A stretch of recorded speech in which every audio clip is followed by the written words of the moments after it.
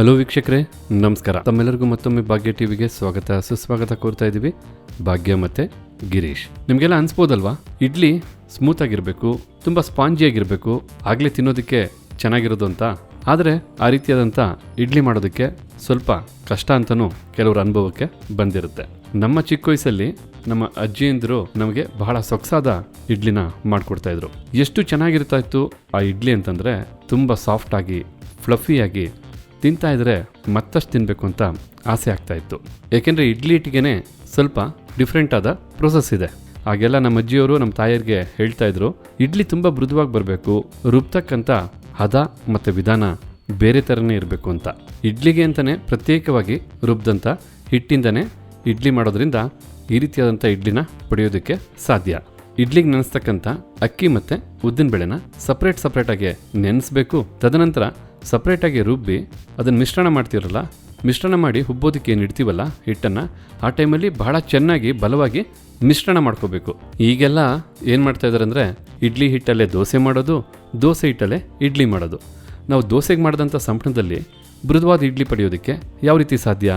ನಾನು ಮೊನ್ನೆ ಶಾಪಿಂಗ್ ಹೋಗಿದ್ದಾಗ ನನ್ನ ಕಣ್ಣಿಗೆ ಈ MTR ಮಿನಿಟ್ ಫ್ರೆಶ್ ಬ್ಯಾಟರು ಕಾಣಿಸ್ತು. ಇದೇನಿದು ಹೊಸದಾಗಿದೆಯಲ್ಲ ಅಂತ ನೋಡಿದಾಗ ಅವರು ಹೊಸದಾಗಿ 3 ಪ್ರಾಡಕ್ಟನ್ನು ಹೊರತಂದಿದ್ರು.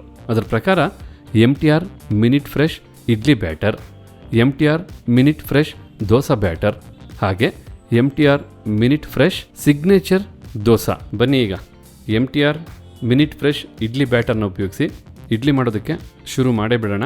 ಇಡ್ಲಿ ಮಾಡೋದಕ್ಕೂ ಮೊದಲು ನೀವಿಲ್ಲಿ ಪ್ಯಾಕೆಟ್ನ ನೋಡ್ತಾ ಇರ್ಬೋದು. ಕ್ಯಾರಿ ಮಾಡೋದಕ್ಕಾಗ್ಬೋದು ಅಥವಾ ನಿಲ್ಲಿಸೋದಕ್ಕಾಗ್ಬೋದು, ಬಹಳ ಅನುಕೂಲವಾಗಿ ಡಿಸೈನ್ ಮಾಡಿದ್ದಾರೆ. ಈ ಪ್ಯಾಕೆಟ್ ಒಳಗಡೆ ಇರ್ತಕ್ಕಂಥ ಇಡ್ಲಿ ಬ್ಯಾಟರ್ ಆಗ್ಬೋದು, ದೋಸೆ ಬ್ಯಾಟರ್ ಆಗ್ಬೋದು, ಸುರಿಯೋದಕ್ಕೆ ಅವ್ರು ಕೊಟ್ಟಿರ್ತಕ್ಕಂಥ ಮಾರ್ಕಲ್ಲಿ ಕಟ್ ಮಾಡಿ ನೀಟಾಗಿ ಬ್ಯಾಟರ್ನ ಒಂದು ಬೌಲ್ಗೆ ಹಾಕ್ಕೋಬೋದು. ಒಂದು ಬೌಲನ್ನು ತೊಗೊಂಡಿದ್ದೀವಿ. ಈ ಬೌಲ್ಗೆ ಈಗ ಇಡ್ಲಿ ಬ್ಯಾಟರ್ನ ಹಾಕ್ಕೊಳ್ಳೋಣ.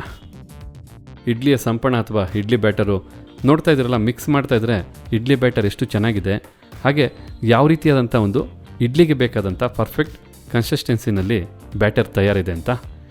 MTR ಅವರ ಮಿನಿಟ್ ಫ್ರೆಶ್ ಇಡ್ಲಿ ಬ್ಯಾಟರ್ನ ನೀಟಾಗಿ ಎಲ್ಲ ಇಡ್ಲಿ ಟ್ರೇಗಳಿಗೂ ಹಾಕ್ಕೊಳ್ಳೋಣ. ಈ ಇಡ್ಲಿ ಪ್ಲೇಟಲ್ಲಿ ಈ ಒಂದು ಹದಕ್ಕೆ ಸಂಪಣನ ಹಾಕ್ಕೊಂಡ್ರೆ ಸಾಕಾಗುತ್ತೆ. ಒಟ್ಟಾರೆಯಾಗಿ ಇವತ್ತು ನಾವು ತೊಗೊಂಡಿರ್ತಕ್ಕಂಥ ಇಡ್ಲಿ ಬ್ಯಾಟರಲ್ಲಿ ಒಟ್ಟು ನಾವು 12 ಇಡ್ಲಿಗಳನ್ನ ತಯಾರು ಮಾಡ್ಕೊಳ್ತಾ ಇದ್ದೀವಿ. ವಾವ್, ಇಡ್ಲಿ ನೋಡ್ತಾ ಇದ್ರಲ್ಲ ಎಷ್ಟು ಚೆನ್ನಾಗಿ ಉಬ್ಬಿದೆ, ಎಷ್ಟು ಬಿಳಿಯಾಗಿ ಇಡ್ಲಿ ಬಂದಿದೆ. ಇಡ್ಲಿ ನೋಡೋದಕ್ಕೆ ಮನೇಲಿ ಮಾಡಿದಂಥ ಇಡ್ಲಿ ಥರನೇ ಸೊಗಸಾಗಿ ಕಾಣ್ತಾ ಇದೆ. ಬಿಸಿ ಬಿಸಿಯಾಗಿರ್ಬೇಕಾದ್ರೇ ಈ ಇಡ್ಲಿನ ತಿನ್ನೋದ್ರಲ್ಲೇ ನಿಜವಾದ ಮಜಾ ಇರೋದು. ಈ ಇಡ್ಲಿನ ಸಾಂಬಾರು ಮತ್ತು ಚಟ್ನಿ ಜೊತೆ ತಿಂತಾ ಇದ್ರೆ ಆಹಾ ಅಂತಕ್ಕಂಥ ರುಚಿ ಖಂಡಿತ ಸಾಧ್ಯ. ಈಗ ಇಲ್ಲಿ ಇಡ್ಲಿ ಚೆನ್ನಾಗಿ ಬೆಂದಿದೆ, ಚೆನ್ನಾಗಿ ಬಂದಿದೆ. ನೋಡ್ತಾ ಇದ್ರಲ್ಲ ಎಷ್ಟು ಮೃದುವಾಗಿದೆ ಅಂತ. ನೀವಿಲ್ಲಿ ನೋಡ್ತಾ ಇರ್ಬೋದು ಎಷ್ಟು ಫ್ಲಫಿಯಾಗಿದೆ ಮತ್ತು ಎಷ್ಟು ಸ್ಪಾಂಜಿಯಾಗಿದೆ, ನೀವೇ ನೋಡ್ತಾ ಇದ್ದೀರಾ. MTR ಮಿನಿಟ್ ಫ್ರೆಶ್ ಇಡ್ಲಿ ಬ್ಯಾಟರಿಂದ ಮಾಡಿದಂಥ ಈ ಇಡ್ಲಿನ ನೋಡ್ತಾ ಇದ್ದರೆ ನನ್ನ ಬಾಲ್ಯದ ದಿನಗಳಾಗ್ಬೋದು, ನಮ್ಮ ಅಜ್ಜಿ ಮಾಡಿಕೊಡ್ತಾ ಇದ್ದಂಥ ಇಡ್ಲಿಗಳಾಗ್ಬೋದು ಕಣ್ಮುಂದೆ ಹಾಗೆ ಬಂದೋಗುತ್ತೆ.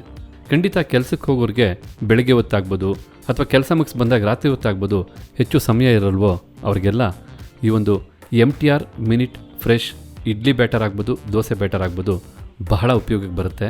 ನಾನಂತೂ ಈ ಒಂದು ಪ್ರಾಡಕ್ಟ್ಗೆ ಖಂಡಿತ ಫ್ಯಾನ್ ಆಗಿಬಿಟ್ಟಿದ್ದೀನಿ. ಹಾಗಿದ್ರೆ ಇವತ್ತು ನಾವು ಮಾಡಿ ತಿಳಿಸಿದಂಥ MTR ಮಿನಿಟ್ ಫ್ರೆಶ್ ಇಡ್ಲಿ ತಮಗೆಲ್ಲರಿಗೂ ಇಷ್ಟ ಆಗಿದೆ ಅಂತ ತಿಳ್ಕೊಂಡಿದ್ದೀನಿ. ಇಷ್ಟ ಆಗಿದ್ರೆ ಈ ವಿಡಿಯೋನ ಲೈಕ್ ಮಾಡಿ, ಜೊತೆಗೆ ತಮ್ಮ ಅನಿಸಿಕೆ ಅಭಿಪ್ರಾಯ ಏನಿದೆ ಅನ್ನೋದನ್ನು ತಿಳಿಸೋದನ್ನು ಮರಿಬೇಡಿ. ಎಲ್ಲದಕ್ಕಿಂತ ಹೆಚ್ಚಾಗಿ ಮತ್ತೊಬ್ಬರಿಗೂ ಹೆಲ್ಪ್ ಆಗೋಕ್ಕೆ ಈ ವಿಡಿಯೋನ ಶೇರ್ ಮಾಡಿ ಅಂತ ಹೇಳ್ತಾ ತಮಗೆಲ್ಲರಿಗೂ ಧನ್ಯವಾದನ ಅರ್ಪಿಸ್ತಾ ಇದ್ದೀವಿ. ಭಾಗ್ಯ ಮತ್ತು ಗಿರೀಶ್. ಮತ್ತೊಂದು ಹೊಸ ವಿಡಿಯೋದಲ್ಲಿ ಹೊಸ ರೆಸಿಪಿ ಜೊತೆ ತಮ್ಮನ್ನು ಭೇಟಿ ಮಾಡ್ತೀವಿ. ಅಲ್ಲಿವರೆಗೂ ನಮಸ್ಕಾರ ವೀಕ್ಷಕರೇ.